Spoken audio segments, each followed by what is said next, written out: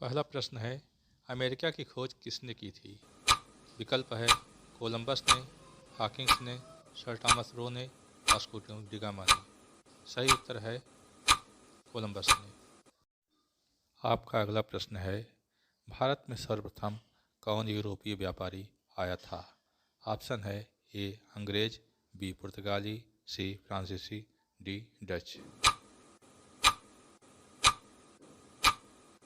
सही उत्तर होगा बी पुर्तगाली।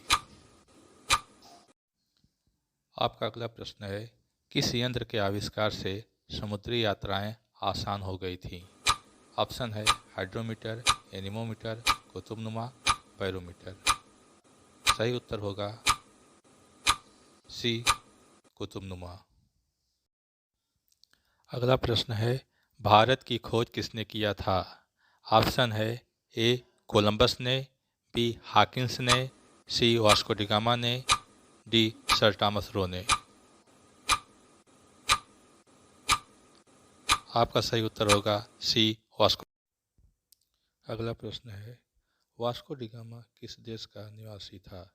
ऑप्शन है A England, B France, C Portugal, D Holland. सही उत्तर है सी पुर्तगाल।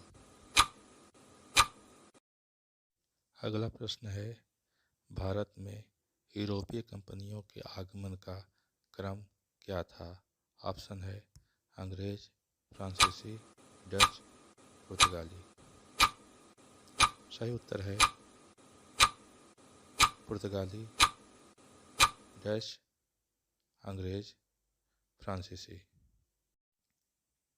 अगला प्रश्न है, मुगल बादशाह जहांगीर के दरबार में आने वाला प्रथम अंग्रेज राजदूत कौन था? ऑप्शन है A sir Thomas Roe, B captain Hawkins, C Columbus, D Vasco da Gama. आपका सही उत्तर होगा बी कैप्टन हॉकिंस। आपका अगला प्रश्न है, सर थॉमस रो ने इंग्लैंड में इस्तेमाल की जाने वाली बग्घी किस भारतीय शासक को भेंट किया था? ऑप्शन है ए औरंगजेब को, बी जहांगीर को, सी बाबर को, डी अकबर को। आपका सही उत्तर होगा बी जहांगीर को। अगला प्रश्न है, यूरोपियों द्वारा मसालों का प्रयोग किस मद में किया जाता था?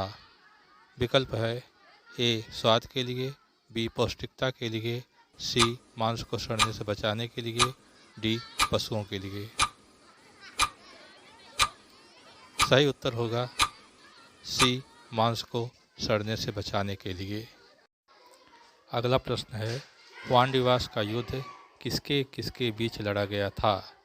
विकल्प है ए डच और फ्रांसीसियों के बीच, बी अंग्रेज और डच के बीच, सी फ्रांसीसी और अंग्रेज के बीच, डी अंग्रेज और पुर्तगाल के बीच। आपका सही उत्तर होगा सी फ्रांसीसी और अंग्रेज के बीच। वानडिवास के युद्ध में अंग्रेजों की विजय हुई थी और फ्रांसीसी केवल व्यापार कार्यों तक ही सीमित रह गए थे। आपका अगला प्रश्न है, प्लासी का युद्ध किसके किसके बीच हुआ था? ऑप्शन है ए सिराजुद्दौला और लॉर्ड क्लाइव के बीच, बी डुप्ले और लॉर्ड क्लाइव के बीच, सी अलीवर्दी खां और लॉर्ड क्लाइव के बीच, डी मीर जाफर और डुप्ले के बीच। सही उत्तर होगा ए सिराजुद्दौला और लॉर्ड क्लाइव के बीच। इस युद्ध में अंग्रेज़ों की विजय हुई थी और सिराजुद्दौला मारा गया था। आपका अगला प्रश्न है, बक्सर का युद्ध किसके किसके बीच हुआ था? ऑप्शन है ए मीर कासिम और अंग्रेज़ों के बीच, बी शुजाउद्दौला और अंग्रेज़ों के बीच, सी शुजाउद्दौला और फ्रांसीसियों के बीच, डी डुप्ले और क्लाइव के बीच। सही उत्तर होगा ए मीर कासिम और अंग्रेज़ों के बीच। इस युद्ध में मीर कासिम के साथ अवध के नवाब शुजाउद्दौला तथा मुगल बादशाह शाह आलम की संयुक्त सेना ने अंग्रेज़ों से मुकाबला किया था, लेकिन इस युद्ध में अंग्रेज़ों की विजय हुई थी। आपका अगला प्रश्न है, मुर्शिदाबाद से मुंगेर अपनी राजधानी स्थानांतरित करने वाला बंगाल का नवाब कौन था? ऑप्शन है ए सिराजुद्दौला, बी मीर जाफ़र, सी मीर कासिम, डी नजमुद्दौला। सही उत्तर होगा सी मीर कासिम। आपका अगला प्रश्न है, प्रथम आंग्ल मैसूर युद्ध किसके किसके बीच हुआ था? ऑप्शन है ए हैदर अली और मीर कासिम के बीच, बी अवध के नवाब और अंग्रेज़ों के बीच, सी मराठों और अंग्रेज़ों के बीच, डी हैदर अली और अंग्रेज़ों के बीच। आपका सही उत्तर होगा डी हैदर अली और अंग्रेज़ों के बीच। आपका अगला प्रश्न है, विलय नीति का संबंध किससे है? ऑप्शन है ए नाना साहब से, बी डलहौजी से, सी टीपू सुल्तान से, डी हैदर अली से। आपका उत्तर होगा बी डलहौजी से।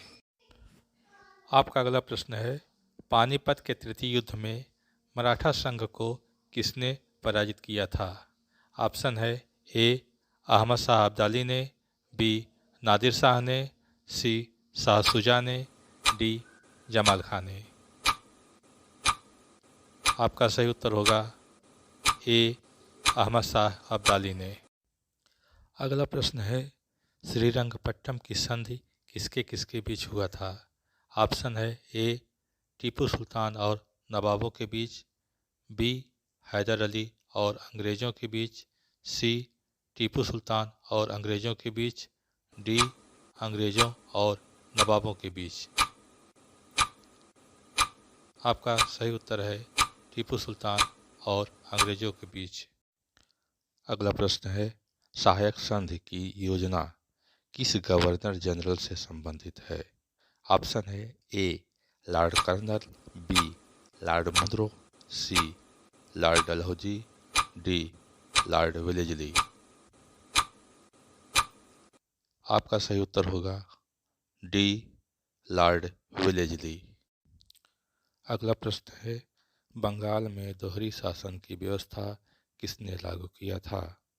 आपका ऑप्शन है A lord Clive, B lord Wellesley, C lord Curzon, D lord Dalhousie. सही उत्तर होगा ए लॉर्ड क्लाइव। आपका अगला प्रश्न है, भारत में रेगुलेटिंग एक्ट कब लागू किया गया था? ऑप्शन है ए 1773 ईस्वी में, बी 1784 ईस्वी में, सी 1793 ईस्वी में, डी 1813 ईस्वी में। सही उत्तर होगा ए 1773 ईस्वी में। आपका अगला प्रश्न है, पिट्स इंडिया एक्ट कब लागू किया गया था? ऑप्शन है ए 1793 ईस्वी में, बी 1784 ईस्वी में, सी 1833 ईस्वी में, डी 1780 ईस्वी में। सही उत्तर होगा बी 1784 ईस्वी में। आपका अगला प्रश्न है, भारत में सिविल सर्विस प्रतियोगिता परीक्षा की व्यवस्था किस चार्टर एक्ट के तहत शुरू किया गया था? ऑप्शन है ए चार्टर एक्ट 1813 ईस्वी, बी चार्टर एक्ट 1833 ईस्वी, सी चार्टर एक्ट 1853 ईस्वी, डी चार्टर एक्ट 1793 ईस्वी।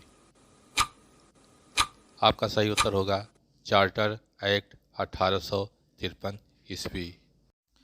आपका अगला प्रश्न है, भारत में सुप्रीम कोर्ट की स्थापना कब हुई थी? ऑप्शन है ए 1774 ईस्वी में, बी 1775 ईस्वी में, सी 1773 ईस्वी में, डी 1776 ईस्वी में। सही उत्तर होगा ए 1774 ईस्वी में। आपका अगला प्रश्न है, फोर्ट विलियम कॉलेज की स्थापना कहाँ हुई थी? ऑप्शन है ए दिल्ली में, बी मद्रास में, सी मुंबई में, डी कलकत्ता में। सही उत्तर होगा डी कलकत्ता में। आपका अगला प्रश्न है, एशियाटिक सोसाइटी की स्थापना किसने किया था? ऑप्शन है ए राजा राममोहन राय ने, बी विलियम जोन्स ने, सी लॉर्ड क्लाइव ने, डी लॉर्ड मैकाले ने। आपका सही उत्तर होगा बी विलियम जोन्स ने। आपका अगला प्रश्न है, कलकत्ता में सुप्रीम कोर्ट की स्थापना किस गवर्नर जनरल के समय में हुई थी? ऑप्शन है A Warren Hastings, B lord Curzon, C lord Clive, D lord Macaulay. सही उत्तर होगा ए वारेन हेस्टिंग्स। आपका अगला प्रश्न है, अंग्रेजी माध्यम से यूरोपीय ढंग की शिक्षा प्रणाली की शुरुआत किस गवर्नर जनरल ने किया था? ऑप्शन है ए लॉर्ड कर्जन ने, बी लॉर्ड माउंटबेटन ने, सी लॉर्ड मैकाले ने, डी लॉर्ड वेलेस्ली ने। सही उत्तर होगा सी लॉर्ड मैकाले ने। आप लोगों के समक्ष यह इतिहास का वॉल्यूम फर्स्ट क्वेश्चन आंसर था। आशा करता हूँ कि यह क्वेश्चन आप लोगों को बहुत अच्छा लगेगा और परीक्षा उपयोगी साबित होगा। मेरी ये गारंटी है कि इसमें से 7-8 क्वेश्चन तो निश्चित ही आप लोगों के किसी एग्ज़ाम में आएंगे और उसका उत्तर आप लोग अवश्य देंगे। एक ही क्वेश्चन में कई उत्तर छिपे हुए हैं, केवल ध्यान से पढ़ने की आवश्यकता है। आप लोग चैनल से जुड़े रहें। सरिता वेके @सरिता वेके85 लाइक, शेयर और सब्सक्राइब करना न भूलें। शेयर अवश्य करें ताकि अन्य लोग भी उसका लाभ उठा पाएँ। आगे आप लोगों के समक्ष इतिहास का वॉल्यूम 2, ज्योग्राफी का, संविधान का, पर्यावरण का, मैथ का भी क्वेश्चन आप लोगों के सामने आएगा और उससे आप लोग परीक्षा में अवश्य सफलता प्रदान करेंगे। आप लोग चैनल से जुड़े रहें और लाभ उठाते रहें। जय हिंद, जय भारत। Okay, bye.